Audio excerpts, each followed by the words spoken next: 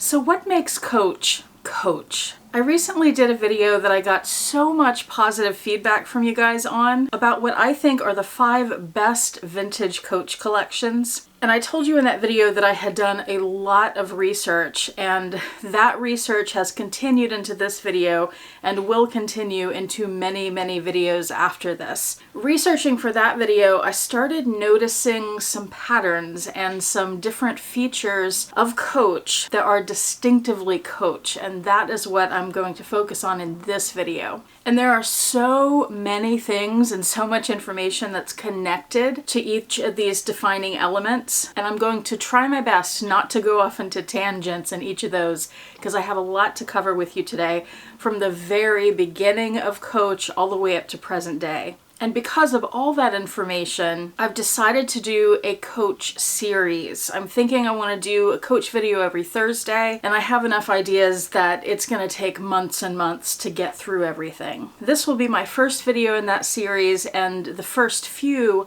will be overviews that get more and more in depth about an overall history of Coach. And then I'll start going into deep dives on specific things. So as you're watching this today, if you hear anything that you want me to do a deep dive on, please let me know in the comment section. And the things I'll focus on today are things that we associate distinctly with Coach, as well as some things that are distinctly Coach that Coach and their designers came up with, but that have influenced fashion and particularly handbags in ways that we may not even realize that it originated with Coach because it's just everywhere now. I can't express to you how much fun I've been having researching and learning all this information. I find it fascinating and I'm really excited to share it with you guys, so I hope you enjoy. And by the way, welcome, I'm Autumn Beckman, and I'm here to help you live your most luxurious life within your budget. So make sure you like and subscribe so you don't miss any of my videos. I post new ones on Tuesdays,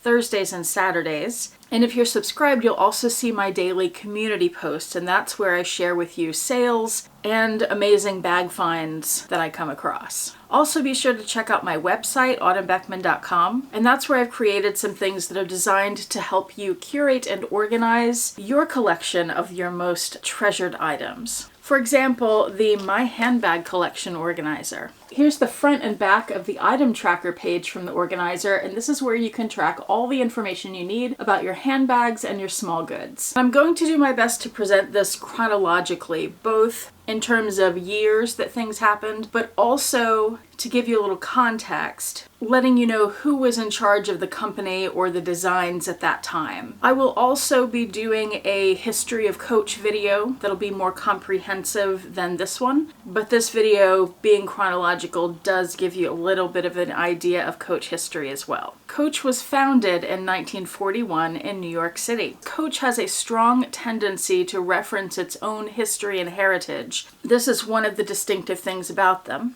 And 1941 is important because later, and I'll talk about this more closer to the end of the video when we get up to that timeline, Coach released a line of bags called the 1941 collection, referencing the year they were founded. And they are, of course, a New York City company. They were founded there. They had their original factory there for a long time. So New York City is iconic to the Coach brand. Not only do they use imagery of New York City like the skyline or the apple or the taxi in their designs here and there, they've also referenced New York City landmarks that for the most part only New Yorkers recognize. For example, pearl paint. This bag is a redesign of a cash and carry tote from 1969, and it was part of the 2022 spring runway show, where some of the bags have iconography from Coach landmarks like pearl paint, which was an art store on Canal Street where I used to get art supplies when I was an art student living in New York. That's another distinctive thing about Coach, is they often reference their own archives and release redesigns of old bags. They also use a lot of New York names across their collections. The most notable, I think, being Madison, and we will talk about that more later.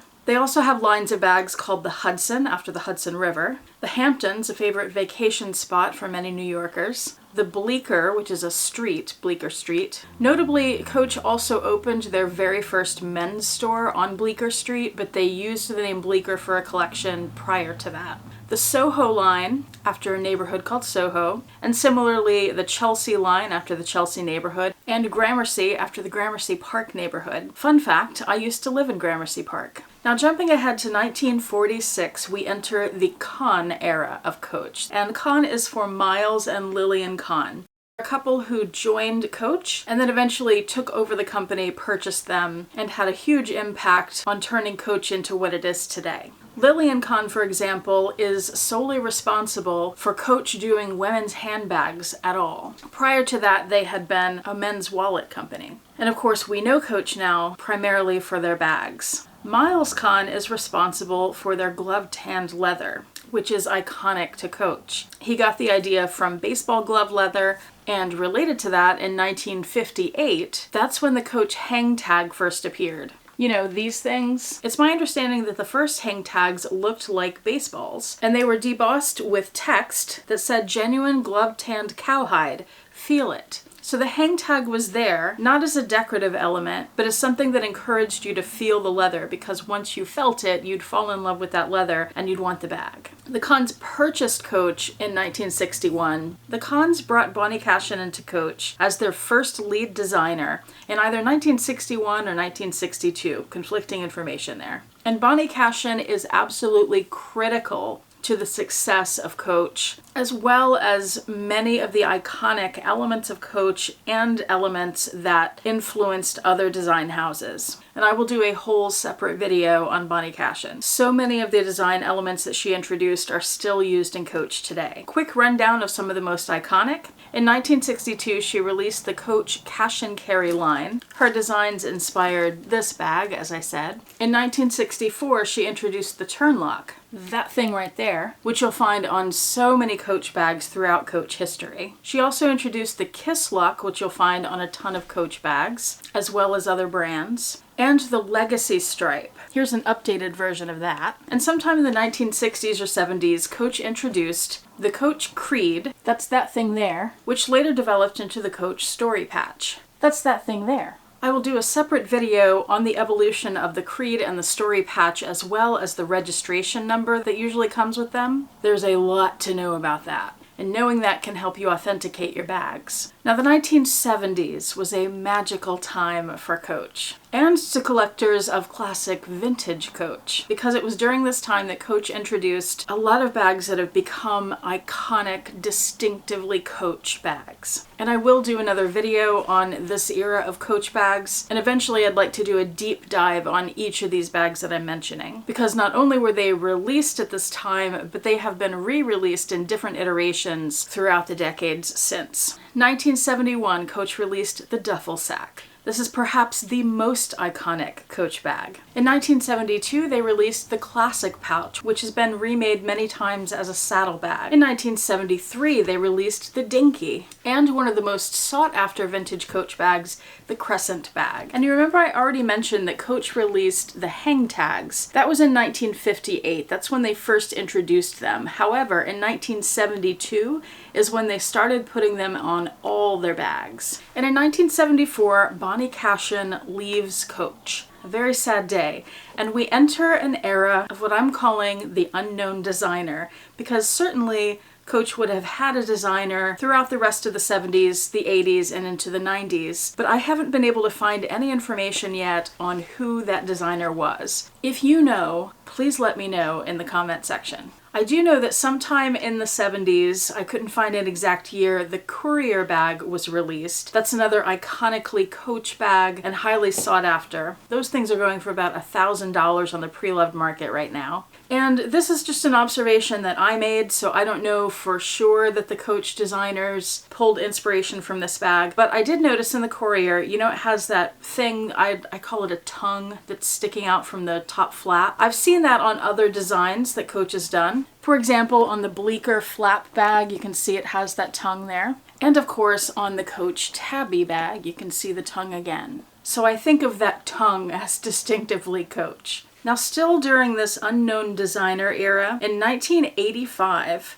the Cahns, who still owned Coach at this point, sold the company to Sara Lee. Yes, that's Sara Lee, the cheesecake people. The Sara Lee Corporation owned Coach from 1985 through 2001 when Coach became public. Also in 1985, although I did see a source that said this happened in 1981, but I think I've seen multiple that said 1985, they finally opened their very first retail store. And they opened it on Madison Avenue in New York. Now, remember earlier I was talking about the New York names of things like the Hudson and the Soho. I mentioned Madison, I said I would get back to that. This is where we do that. The name Madison is very, very important in Coach history. It has been used to describe many lines of handbags. And this is one of the things about Coach that, while I admire them referencing their own heritage, it can be a little frustrating when you're doing research and you're searching for a Madison and you get 6 different kinds of Madison bags from different eras across Coach. They also use the words legacy and heritage in the same way. They're used to refer to a lot of different things. So a few bags or lines of bags that are called the Madison include the Madison satchel from that vintage era. This Madison that looks like a Kelly bag, this line was one of the very few from Coach made in Italy. There was a huge Madison collection in the late 2000s. And then there's a more contemporary Madison collection, the Madison shoulder bag, the quilted Madison, that might be what you're most familiar with when you hear about a Madison bag from Coach. Moving into the 1990s, in 91, Coach introduced the first bag with a dowel. Now, I don't know if they're the first company to ever use a dowel in a handbag, but I know that that's become a distinctive characteristic of some Coach bags because some of those bags, like the Willis and the Winnie, have become very popular among collectors. By the way, there is a reason for the dowel. It's not just a decorative element. In an unlined bag that doesn't have a lot of structure, the dowel gives it structure, so you can add, this bag obviously does not have a dowel, but you can add weight to the bag, and rather than sagging when you pick the bag up by the handles, the dowel gives it stability so that the bag keeps its shape. And finally, in 1996, we have a designer again at Coach. Reed Krakoff enters, and he's there through 2013. During the Reed Krakoff era, we get the launch of the Signature Cs in 2000. Everybody knows these. I used to call them just the Coach CCs, but they were officially called the Signature Cs. And as early as 2006, you could start customizing your Coach handbag by having your initials placed on it. When you think of customizing bags with your initials, a lot of us may think about Louis Vuitton, the monogram, or My Heritage, they're calling it now. But Louis Vuitton didn't start doing it until around 2009 or 10. Coach did it in 2006. And these days they have Coach Create, which started, best I could tell, around 2016 or 17, where you can create custom handbags, or you can take bags you already have and add things to them like pins or tea roses, charms. You can also customize hang tags with stamps or initials. And finally, we enter modern day Coach with their current designer, Stuart Vevers. He took over in 2013 and is still there. And he has introduced a lot of things that are iconic to new Coach, many of which were presented at his runway shows. Now, New York Fashion Week has been going on since 1943. Keep in mind, Coach was started in 1941, so they could have been doing fashion shows before then. However, it wasn't until the Fall/Winter 2014 show that Coach finally entered the scene. They did 3 seasons where they did what Vevers called presentations. And then for the Spring 26 show, that's when they did their first official big full-on runway show. That happened to coincide with Coach's 75th anniversary. And according to one article I read about that show, half of the show had to do with that anniversary. Every 5 years, the 65th anniversary, the 7th, now the 75th, Coach released bags to celebrate those anniversaries. So in this show, 75th anniversary bags, and then the other half were Coach's new 1941 line. Remember I said we'd get back to that? In the runway shows, Vevers had been showcasing handbags that were a step above in quality and design compared to the rest of the Coach line. And in 2016, he finally gave that line a name, the 1941 collection. So that is Coach's luxury line. It's their runway line. And in this particular year, Again, their first real runway show in New York Fashion Week, spring 2016. Stuart Vevers re-released saddlebags, which are iconic to Coach. And from what I can tell, this is where he introduced tea roses, which are distinctively Coach. Somewhere around this time, he also introduced varsity iconography, such as varsity stripes, varsity letters, varsity patches. And by the way, in addition to doing a video about Bonnie Cashin, I will also do one on Reed Krakoff and one on Stuart Vevers. There's a lot to say. It's very interesting. For their next show, the fall 2016 show, that's when they introduced the Rogue, iconic Coach. And somewhere around this time, Vevers also introduced the idea of the Buy It Now bags. As far as I know, Coach is the only company that does this, but let me know if you know different. This is where after a runway show, like immediately after a runway show, which they show live on their Coach website, they will drop bags from the runway show for you to purchase. And they are in limited quantities and they go fast. This is one of them. Can you tell I like the Cashin totes? That has a little Coach design on it. The show that introduced the Tabby Messenger also did that. This is not one of the Buy It Now bags. Those had on the inside suede. So if you're ever looking for one of these bags and you come across one that's suede inside instead of this microfiber or whatever, you'll know that's a Buy It Now bag. Speaking of, in fall 2019, Coach introduced the Tabby, which has become distinctively and iconically Coach as well. Skipping back just a bit, 2015 or 2016, Stuart Vevers introduced Rexy to the brand. I'm going to do a whole video on Rexy. Can you tell that I love Rexy? And another thing that is distinctively Coach that we have come to associate with Coach specifically, as well as other things, because this is a movement globally. Sustainability. Currently, Coach has what they call their Preloved line, which has 4 parts: vintage, restored, upcrafted, and remade. Vintage is where they restore vintage bags, that classic vintage Coach era. Restored is where they take more contemporary bags and restore them. Upcrafted is where they take any bag and add things to it and make it something a little different than it was originally.